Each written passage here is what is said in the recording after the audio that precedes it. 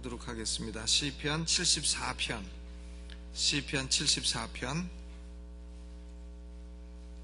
1절로부터 한 절씩 교독을 하시죠. 시편 74편 1절로 23절까지 한 절씩 교독합니다. 하나님이여, 주께서 어찌하여 우리를 영원히 버리시나이까? 어찌하여 주의 치시는 양을 향하여 진노의 연기를 바라시나이까?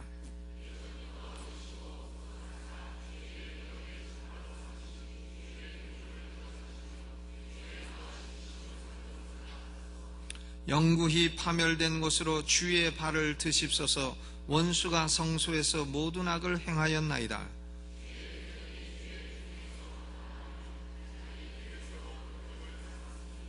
저희는 마치 도끼를 들어 삼림을 베는 사람 같으니이다.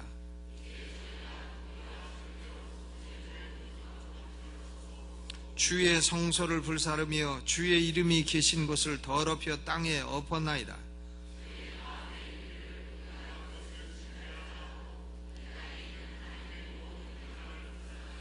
우리의 표적이 보이지 아니하며 선지자도 다시 없으며 이런 일이 얼마나 오래일는지 우리 중에 아는 자도 없나이다.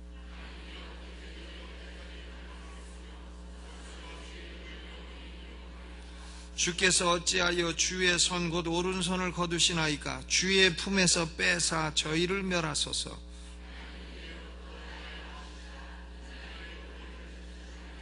주께서 주의 능력으로 바다를 나누시고 물 가운데 용들의 머리를 깨뜨리셨으며 악어의 머리를 바위를 쪼개서 큰 물을 내시며 길이 흐르는 강들을 말리우셨나이다.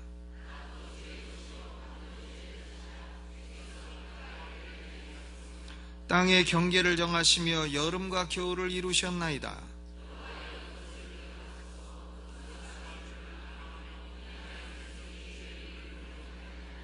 주의 맷비둘기의 생명을 들짐승에게 주지 마시며 주의 가난한 자의 목숨을 영영히 잊지 마소서.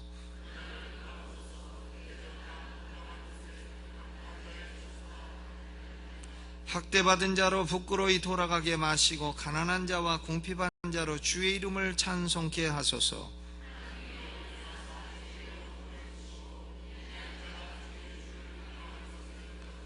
같이 읽습니다. 주의 대적의 소리를 잊지 마소서. 일어나 주를 항거하는 자의 헌화가 항상 상달하나이다.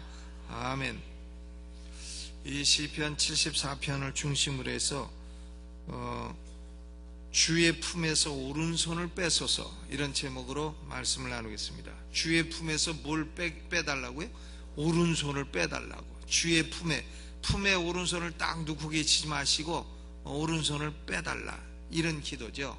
이 시편 74편은 제목을 보게 되면 아삽의 마스길이라, 이런 제목이 붙어 있어요. 마스길이라고 하는 것은 무슨 뜻인지 잘 모릅니다. 아무도 몰라요. 이것이 문학적인 용어라고도 하는 사람도 있고 또 음악적인 용어라고 하는 사람도 있고 한데, 마스길은 대체로 사람을 현명하게 만드는 교훈의 시라, 이런 의미를 갖고 있습니다. 그런데 여기 이 시편 74편이 언제 기록됐느냐? 이 분명한 것은 이 시편 74편이 바벨론 침공으로 말미암아 성전이 파괴되었을 때에 기록된 것이 분명합니다. 그러니까 거기 보면 6절, 7절, 이에 저희가 도끼와 철퇴로 성소의 모든 조각품을 쳐서 부수고 주의 성소를 불사르며 주의 이름이 계신 것을 더럽혀 땅에 엎었나이다. 바벨론 왕 느부갓네살이 주전 587년에 성전을 파괴할 때의 현상이 바로 그것입니다. 그런데 거기 표제어가 아삽의 마스길이라 이렇게 붙어 있는데, 아삽의 교훈시라. 근데 아삽이라는 사람은 언제적 사람인가 하면 다윗 임금 시대의 성가대장이에요. 그러니까 다윗 임금 시대의 성가대장이 어떻게 성전이 파괴될 때에 시를 쓸 수가 있었느냐? 그러므로 학자들은 아삽의 후손이 자기 조상의 이름을 빌려 지은 시다, 이렇게 생각합니다. 아삽의 후손이 지은 교훈으로 지은 시라. 성전이 파괴되고 포로로 끌려가고 하니 얼마나 사람들의 고통이 심하겠습니까? 그런데 이렇게 고통을 당할 때에 우리가 해서는 안 될 게 한 가지 있고요, 그 다음에 해야 될 게 한 가지 있습니다. 그 해서는 안 될 게 뭐냐? 그건 뭐냐면 문제를 너무 과장해서는 안 된다는 겁니다. 사람들이요, 뭐 조금 어려우면 아이고 죽게 됐어요. 뭘 죽게 돼요? 그로부터 수십 년 더 삽니다. 문제를 너무 과장하지 말아야 돼요. 요새는 보면 경제가 조금 어려워지니까 뭐 나라 망하게 생겼다고 하는 사람들도 많아요. 과장하는 것이죠. 과장하면 못 씁니다, 사람이요. 교회에서도 뭐 조금 문제가 있으면 아이고 교회 큰일 났습니다, 이렇게 과장하면 안 된다 이거예요. 뭐가 큰일 나요? 큰일 나기는요, 사람이 너무 지나치게 과장하는 것은 아주 좋지 않은 습관인 것입니다. 여기 보면 이 시편 기자가요, 해서는 안 될 일을 했습니다. 과장을 했어요. 1절에 보니까 하나님이여 주께서 어찌하여 우리를 영원히 버리시나이까. 아니, 좀 성전 좀 파괴된다고 하나님이 영원히 버리신다 그러셨나요? 영원히 버리시지 않습니다. 그런데 시편 기자는 어찌하여 우리를 영원히 버리시나이까, 이게 과장하는 것이죠. 제가 신학교에서 근무할 때도 몇 번 얘기했죠. 어느 직원 하나는 교수님 큰일 났습니다. 아주 하늘이 무너지는 것 같은 소리를 해. 뭐가 큰일 났냐 그러면 아주 조그만 문제 가지고 큰일 났습니다. 그 왜 그렇게 과장을 하는가 했더니 자기 책임을 미연하려고 그렇게 하는 거예요. 그러니까 자기한테 조금 어려운 일이 나면 큰일 났습니다 해가지고는 결국은 책임을 면하려고. 여러분, 우리는 뭐 조금 어려운 일이 있으면 그것을 실체로 보시고 너무 과장하지 마시기를 주의 이름으로 축원합니다. 문제를 과장하다 보면 사람이 합리적인 생각을 할 수가 없고 잘못된 결론에 도달하게 되고 또 어리석은 결론에도 도달하게 되고 그런 것입니다. 그러니까 지나친 과장은 하지 말아야 돼요. 집안에 조금 어려운 일이 있다고 아이고 우리 집안 망하게 돼서 아이고 가긴 어딜 가, 아이고 그 과장하지 말아야 된다 이거예요. 뭐 나라에 좀 어려운 문제 있다고 전 세계가 다 겪는 걸 어쩌자고 아이고 우리나라 망하게 됐다, 무슨 미네르반가 뭔가 아이고 막 무가 어떻게 됐다, 점쟁이처럼 얼치기 점쟁이처럼 그런 소리 하는 것은 아주 좋지 않은 짓이다 이것입니다. 하나님은 당신의 택한 백성을 버리는 법이 없습니다. 영원히 버리시는 법이 없어요. 잠시 채찍의 매를 들고 징계는 하셔도 영원히 버리시는 법은 결코 없는 것입니다. 그러므로 하나님이여 주께서 어찌하여 우리를 영원히 버리시나이까, 이것은 지나친 과장이에요. 시편 94편 14절에도 여호와께서 그 백성을 버리지 아니하시며 그 기업을 떠나지 아니하시리로다. 버리지 아니하신다고 약속하셨고, 예레미야 31장 37절에도 나 여호와가 이같이 말하노라. 위로 하늘을 측량할 수 있으며 아래로 땅의 기초를 탐지할 수만 있다면, 인간이 하늘의 높이가 얼마나 높은지 알고 땅의 깊이가 얼마나 깊은지를 안다면 내가 이스라엘 자손에 행한 모든 일을 인하여 그들을 다 버리리라. 인간이 하늘이 몇몇한지 안다면 내가 이스라엘 백성을, 택한 백성을 버리리라. 이게 버린다는 얘기예요. 영원히 안 버린다는 얘기예요. 영원히 안 버린다는 얘기입니다. 우리는요, 하늘이 얼마나 높은지 모릅니다. 우리가 살고 있는 태양계도 뭐 하늘에 뭐 조그만 무슨 세계 중에 하나래나 수금지와 목토 천의 명, 수성 금성, 지구 화성 목성 토성 천왕성 해왕성 명왕성, 요게 태양계 아닙니까? 태양계. 요 태양계가요, 요런 게 하늘에는 아주 수천만 개가 있다는 것이니 이 하늘이라는 게 얼마나 높고 넓고 큰 것인지 우리는 상상도 못하는 겁니다. 그러니까 인간이 그 하늘이 얼마나 높고 넓은지를 계산해낼 수 있다면 내가 너희를 버리리라, 이렇게 말씀하셨으니까 이것은 아주 안 버리겠다는 말씀이신 것입니다. 또 로마서 11장 1절에도 그러므로 내가 말하노니 하나님이 자기 백성을 버리셨느뇨? 그럴 수 없느니라. 답은 그럴 수 없느니라. 여러분, 우리는 잘못해서 한두 대 의도 터질 수는 있어요. 하나님께 징계도 당할 수 있고, 뭐 징계 당해야 하나님 자녀지, 징계 안 당하는 게 무슨 자녀냐고 히브리서에도 말씀을 하지 않았습니까? 그러므로 징계는 받을 수 있어도 하나님이 우리를 영원토록 버리시느냐? 그런 일은 없는 것입니다. 그런 일은 아주 없느니라. 그러므로요, 시편 74편 1절의 이 말은 과장이며 사실이 아닌 말인 것입니다. 사람들은 개인적인 어려움을 당하든 아니면 교회적인 어려움을 당하든 가정적인 어려움을 당하든 국가적인 어려움을 당하든 과장하기가 쉬워요. 과장. 여러분, 과장하지 마시기를 주의 이름으로 축원합니다. 과장은 우리 사람들이 빠지기 쉬운 함정인 것입니다. 과장. 더더구나 사회가 흉흉하고 어려우면 아주 과장해가지고 헛소리를 하는 존재들이 나타나고 있다 이거야. 그리고는 나타나가지고 무슨 영웅이라 된 것처럼 이렇게 하는 이런 현상들이 일어난다 이것입니다.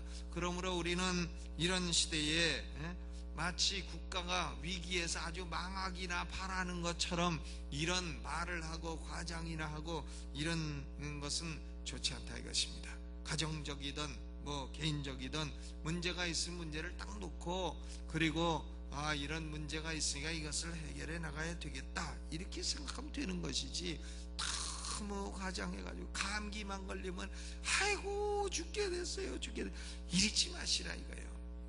과장하지 마시기를 주의 이름으로 축원합니다.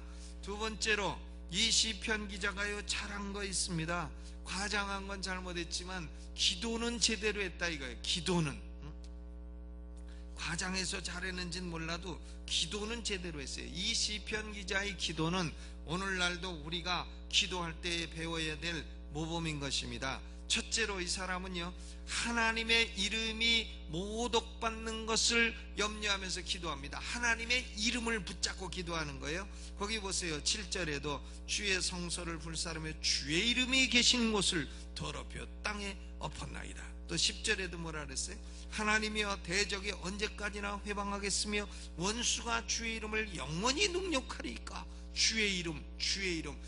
우리가 죽고 망하는 건 괜찮습니다만은 우리에게 하나님의 이름이 있는데 하나님의 이름이 이렇게 모독받는 것은 우리는 차마 그것을 참지 못하겠나이다.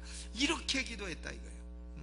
우리가 하나님께 얻어 터지고 좀 괴로움을 당하면 하나님, 우리가 괴로움을 받는 건 괜찮습니다만은 우리한테 하나님이 하나님의 이름을 두시지 아니했어요? 그러면 안 믿는 사람들이 우리 보고 저 사람 하나님 믿더니 적골됐냐 이렇게 되면 주의 이름이 얼마나 모독을 받고 능욕을 받고 하겠습니까? 그러므로 우리 좀 혼나는 건 괜찮습니다만은 주의 이름을 생각하시기를 바랍니다.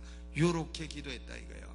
여러분, 우리도 주의 이름, 우리에게는 주의 이름이 있어요. 왜? 우리가 예수 믿는 사람, 우리가 하나님의 자녀가 하기 때문에 예수의 이름과 하나님의 이름이 우리에게 있다 이것입니다. 우리가 어려움을 당하고 우리가 괴로우면 그러면 주의 이름이 능욕을 받고 모독을 받게 되는 것이에요. 그러니까 우린 기도할 때 하나님, 주의 이름이, 내게 두신 주의 이름이 모독받지 아니하고 도리어 영광받게 되기를 원하나이다. 이렇게 기도하시기를 바랍니다.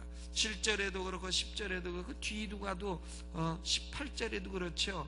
여호와여 이것을 기억하소서. 원수가 주를 비방하며 우매한 백성이 주의 이름을 능욕하였나이다. 또 21절에도 그렇죠. 학대받은 자로 부끄러이 돌아가게 마시고 가난한 자와 궁핍한 자로 주의 이름을 찬송케 하소서. 주의 이름이 능욕받지 않고 주의 이름이 찬송받기를 원하나이다. 하나님의 이름을 딱 붙들고 기도한 거예요. 여러분, 괴로우시면 그렇게 기도하세요. 하나님, 내게 주의 이름이 있는데 내가 이렇게 괴롭고 망신당하고 여러 사람에게 이렇게 참 비방거리가 되면 주의 이름이 비방을 받지 않겠습니까? 나한테, 나는 볼 거 없고 나는 잘못해서 벌 받는 게 당연합니다만은 내게 두신 주의 이름 예수의 이름 하나님의 이름을 기억하사 나를 건져주시고 영화롭게 해주시기를 원하나이다. 그러면 하나님이 야 그거 어디서 배웠냐? 예, 시편 74편 읽다가 배웠습니다. 이렇게 대답하시고 주의 이름을 붙들고 기도하시기를 바랍니다. 두 번째로는 이 시편 기자는요, 하나님이 오른손을 품에서 빼어달라고 간구한 거예요. 오른손을 빼어달라고. 11절에 주께서 어찌하여 주의 손 곧 오른손을 거두시나이까 주의 품에서 빼사 저희를 멸하소서. 여러분, 하나님의 오른손은 어떤 손인가 하면 능력의 손입니다. 주의 오른손을 빼어달라는 말은 주의 능력을 베풀어 달라는 말씀이에요. 출애굽기 15장 6절에 모세와 미리암이 출애굽 후에 이렇게 노래합니다. 여호와여 주의 오른손이 권능으로 영광을 나타내시나이다. 여호와여 주의 오른손이 원수를 부수나이다. 주의 오른손이 딱 나타나면 원수는 부수고 그리고 권능이 나타난다. 우리는 기도할 때 하나님 오른손을 품에 왜 두고 계십니까? 오른손을 빼내어 주옵소서. 오른손을 빼내어 달라는 것은 곧 내 원수를 부수고 내 삶의 능력을 베풀어 달라는 것이에요. 그래서 13절에 보니까 주께서 주의 능력으로 바다를 나누시고, 바다가 뭐예요? 홍해가 갈라진 거지요. 물 가운데 용들의 머리를 깨뜨리셨으며 용의 머리는 바로왕이에요. 바로왕을 박살을 내시고 악어의 머리를 파쇄하시고, 악어의 머리, 이거 악어가 애굽 사람들입니다. 애굽 사람들을 다 군대를 파쇄하시고 그것을 사막을 거한 자에게 식물로 주셨으며, 그리고 바위를 쪼개서 큰 물을 내시고 반석을 쪼개어 물을 내시고 길이 흐르는 강들도 말리우셨나이다. 요단강도 딱 갈라져 가지고 건너가게 되고 이렇게 됐다 이거죠. 이런 모든 능력의 역사는 결국 주께서 오른손을 빼어주심으로 일어난 것이다 그 말이에요. 그러므로 우리는 하나님 내게 두신 주의 이름을 기억하시고 하나님 품에 감추어 두신 오른손을 빼어주사 내게 능력을 베풀어 주옵소서, 이렇게 기도하세요. 그리고 하나님의 오른손은 축복의 손입니다. 축복의 손이에요. 하나님의 오른손이 한번 딱 여시면은 축복이 오는 거예요. 우리한테 축복의 손입니다. 시편 104편 28절에 주께서 손을 펴신즉 저희가 좋은 것으로 만족하다가 그랬습니다. 짐승들도 주께서 오른손만 딱 펴시면 먹을 게 확 들어오는 거예요.